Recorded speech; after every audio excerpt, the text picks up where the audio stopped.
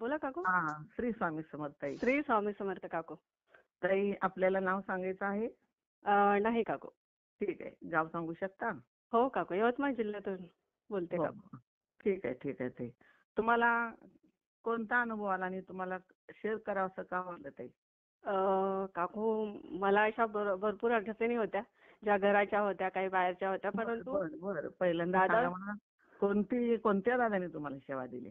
मला अजितदादांनी सेवा दिलेली होती ठीक आहे, हा बोला. आणि त्यांनी मला पारायण वगैरे करायला सांगितले होते, 5 पारायण. हं.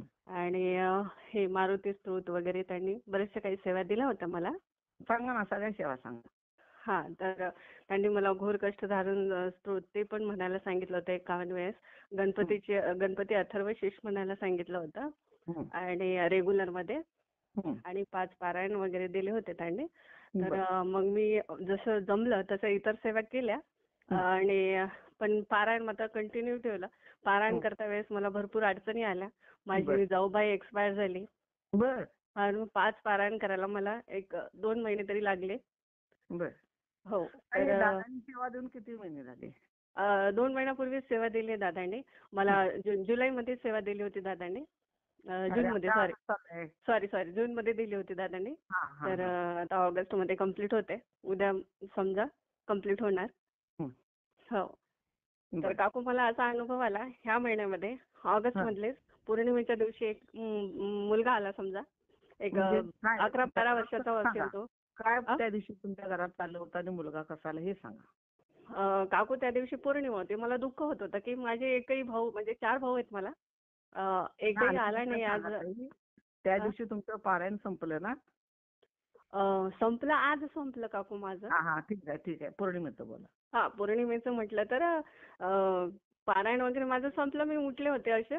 तर ते 12:30 वाजता करेक्ट आला तो. म्हणजे हा, 11-12 किंवा 13 इथपर्यंतच वय होतं. जास्त वयाचा नव्हता तो व्यक्ती.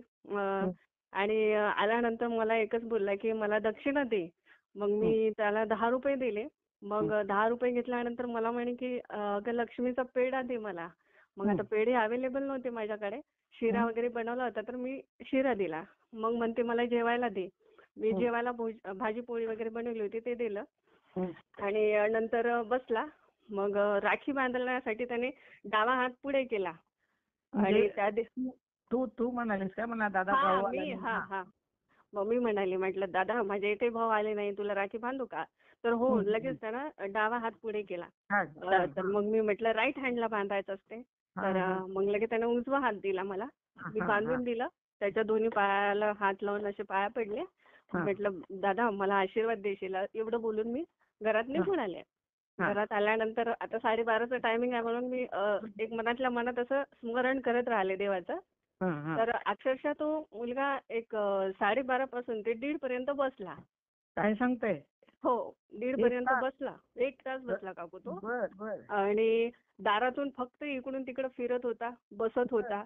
अजून थोडस उड्या मारू लागला, म्हणजे नाचण्यासारखं दोन्ही पाय. मग मला थोडस भीती वाटू लागली ना, म्हणजे असा का करत आहे.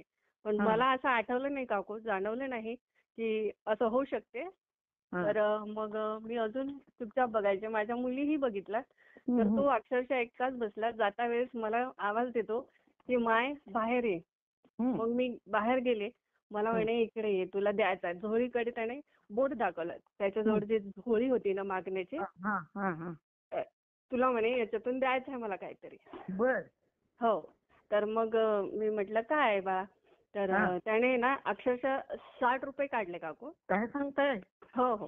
60 रुपये घेतले आणि माझा हात पकडला आणि माझ्या हातात ठेवला. मला असं वाटलं की हा व्यक्ती मागत आहे, फिरत आहे आणि तू मला 60 रुपये. मी म्हटलं बाळा मला 10 रुपये दे, तू 50 घे. तर नाही म्हणे माय, हे घे म्हणे पूर्ण. तर त्याने मला जबरदस्तीने दोन्ही हात पकडले आणि हातावर ठेवून 60 रुपये दिले काकू. आणि नंतर मी बघते ते मला कुठेच दिसत नाही. हो, कोणत्याच, म्हणजे आता 4 दिशा आहे, ते 4 रोड जातात ना, ते चौफुली वगैरे. मी सगळ्याच रोडनी बघितलं. मला तो खाण्यासाठी मागितलं ना? काय काकू? आणखीन काहीतरी खाण्यासाठी मागितलं ना तुमच्याकडे? हो, पेढा मागितला, जेवण मागितलं आणि दक्षिणा मागितल्या.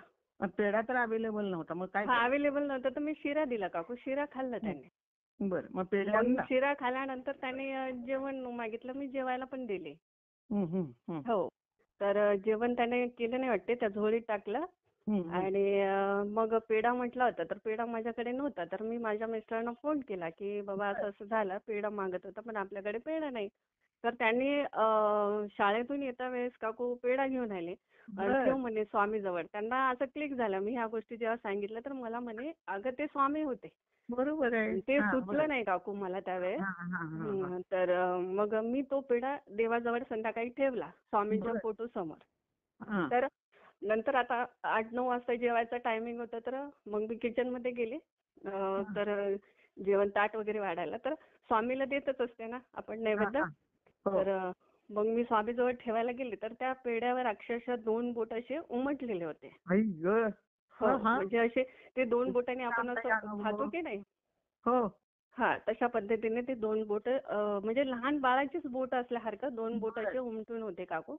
मग पेढ्यावर. ते एक आनंद झाला आम्हाला, एक पॉझिटिव्हिटी हो, वाटली हो. की चला बाबा. प्रत्यक्षात ताई तुमच्या घरी लहान रूपामध्ये मुलाच्या रूपात स्वामी येऊन हो जेवून गेले, तुम्हाला आशीर्वाद दिला, तुमचे हात धरले, तुमच्या अंगणात नाचले ते, हो काकू. तुम्हाला दोन्ही पाय असे दक्षिणाकानी हलवायचे दिली. ते एकदम म्हणजे थोडंसं अजून हात हलवायचे, अजून फिरायचे, बसायचे असं करत होते. हा, तुमची पण इच्छा पूर्ण होणार. काळजी करू नका. दादाने दिलेल्या सेवेचा तुम्ही पुरेपूर वापर केलात. 5 पारायण तुमची झाली हो आणि काकू. पारायण संपल्यानंतर म्हणजे बघा 5वं पारायण तुमचं चालू असताना ते पौर्णिमे दिवशी आले आणि हो आज काकू. तुमचं पारायण संपलंय ते. हो, अजून म्हणजे माझं पूर्ण अगोदर झाले वाचन 2 पूर्ण दिवस अगोदर संपलं आहे. दिवशी. हो काकू. मिळणार ते तुम्हाला चांगलं फळ मिळणार. बस बस पण अजितदादाचा हे आशीर्वाद पारायण राहा, चालू तुमचा करत आशीर्वाद. असताना ताई हा. तुमच्या मनात जी शंका होती, जी हो. सेवा तुम्ही घेतली होती, त्यात हा. काही बदल झाला होता का? फरक पडला अ, होता का? हो, फरक पडला होता काकू. जेव्हा मी स्टार्ट केलं होतं त्याच्यानंतर माझी फॅमिली पूर्ण पॉझिटिव्ह झाली होती आमच्याबद्दल. कॉल म्हणजे येत काय होते, नेमकं सांगा, बोलत गेले. नेमकं सांगा काय झालं ते. काय नाही, असंच घरगुती असे काही वाद होते. हं, त्याच्यामुळे हं, आमचं बोलणं हे ते थोडं बंद हं, होतं. पण हं, दादाकडून सेवा घेतल्यानंतर हं, म्हणजे एक पारायण कंप्लीट व्हायचंच होतं. तर मग हं. स्वतःहून फोन करत होत्या मला सासूबाई म्हणा, छान. मुली म्हणा, मग जाऊबाईच्या. आबोला धरलेली तुमची हां, परिवारातली हां, हां. माणसं ती हो. स्वतःहून बोलायला लागली. हां, किती छान स्वतःहून ताई. हो, स्वतःहून बोलत होते हं, आणि चांगलं वाटलं, पॉझिटिव्ह वाटलं. हं, हं. आणि आता पुढे स्वामी बघतील आता काय करायचं ते, बघतील, माझ्या बघतील. इच्छा आता वगैरे. प्रत्येक साम्याले तुमचं अजून एक अपुरं राहिलेले काम आहे हां, मनात हां. तुमच्या, ते पण हो. पूर्ण होणार ताई. बस. 100% पूर्ण होणार. बिलकुल. मला एक गोष्ट सांगा ताई, हं. दादांच्या तोडग्याबद्दल तुमचं काय मत आहे? दादांच्या तोडग्याबद्दल माझं मत एकच राहील, की त्यांनी दिलेला जो तोडगा आहे ना, तर तो खरंच नित्यनियमाने जर आपण पार पाडला ना, तर नक्की असं अनुभूती येते. 101% येते. हा माझा स्वतःचा अनुभव आहे. आणि छान. मी इतरांना देखील हेच सांगेल, की जे दादांनी दिलंय तो तुम्ही करून बघा. त्यांनी ज्या पद्धतीने सांगितलं ना, त्या पद्धतीने तुम्ही करा. असं नाही, की अडचणी तर भरपूर असतात जीवनामध्ये आणि येणार पण सेवा करताना. आणि हो. अडचणी आल्या आपण सोडून द्यायचा, अवॉइड करायचा. मग म्हणायचं की नाही बाबा मला हे आलं नाही, ते आलं नाही. पण माझं स्वतःचं मत सांगताय काकू, मी 2 महिन्यापासून तुम्ही सांगितल्याप्रमाणे खाली ते बटाट्याची भाजी आणि पोळी खायची बोलल्या होत्या तुम्ही आणि मी तेच खात आले आजपर्यंत हो, देखील. बरोबर आहे, बरोबर आहे. तर त्याच्या 5 व्यतिरिक्त मी पारायणामध्ये फ्रूट ऐका, देखील 5 खाल्ले नाही. पारायणामध्ये हं. तुम्ही एकही दिवस दुसरी भाजी खाल्ली नाही? नाही काकू, एक दिवस किती दुसरी छान भाजी ताई. नाही. याला कोण त्याग म्हणतात, लक्षात घ्या. हो, म्हणूनच कोणतं स्वामी तुमच्या घरी आले. हो. कोणतं फळ खाल्लं नाही काकू मी आणि वाह, काहीच वाह, वाह. खाल्लं नाही. तुम्ही एकच बोलल्या होत्या मला, की आलू ते आपली बटाट्याची भाजी आणि पोळी याच्या व्यतिरिक्त काहीच खायचं नाही. तर मी त्याच्या छान व्यतिरिक्त ताई, आज 2 किती महिने छान. झाले अक्षरशः छान, मी छान. काहीच खाल्लं नाही काकू. छान, आणि छान, मी छान. म्हटलं मला हॉस्पिटलमध्ये जायची वेळ आली तरी चालेल, पण मी ह्याच नियमाने हे पारायण कंप्लीट करणार. तर आज मी ते पूर्ण केलं. आता उद्या छान, छान ताई. खरंच उद्यापन आहे. तुमचे आभार मानले पाहिजे. तुम्ही त्यागी वृत्तीनं तुम्ही पूर्ण पारायण केला. 5 पारायण एवढं सोपं नाहीये हो. ते. हो, त्याच्यामध्ये माझ्या जाऊबाई एक्सपायर झाल्या. मला बरंचसं स्ट्रगल झाला, त्रास झाला, तब्येत बिघडली, मुलगी ऍडमिट झाली.